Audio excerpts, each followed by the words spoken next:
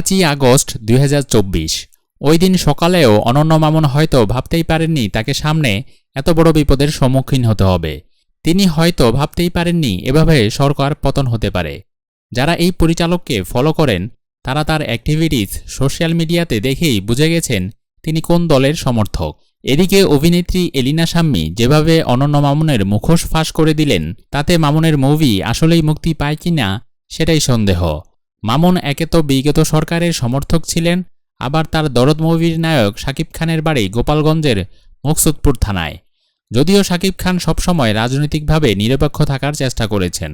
অনন্য মামুন গত 2 দিন আগে জানান যে সেপ্টেম্বরেই মুক্তি পাবে তার দরদ মুভি এবং 29শে আগস্ট ভারত থেকে এই মুভির প্রমোশন শুরু করবেন।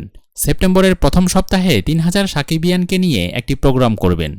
তার এই কথা থেকে বোঝা যায় যে আগে যে প্রয়াত নায়ক সালমান শাহের মৃত্যু দিবস 6ই সেপ্টেম্বরে দরদ মুভিটি মুক্তি দেওয়ার কথা ছিল সেটি আর থাকছে না।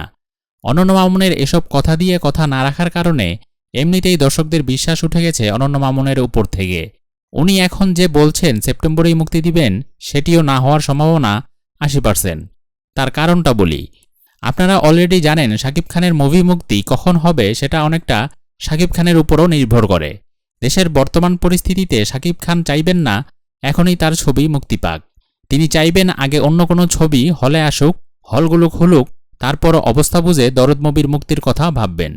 এই সময় মুভি মুক্তি দেওয়ার মতো আত্মঘাতী সিদ্ধান্ত শাকিব খান কখনোই নেবেন না।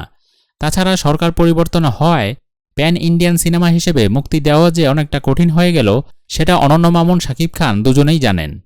তাই এই মুভির লগ্নি উঠাতে হবে বাংলাদেশ থেকেই। দেখা যাক এই মুভির ভবিষ্যৎ কোথায় গিয়ে দাঁড়ায়।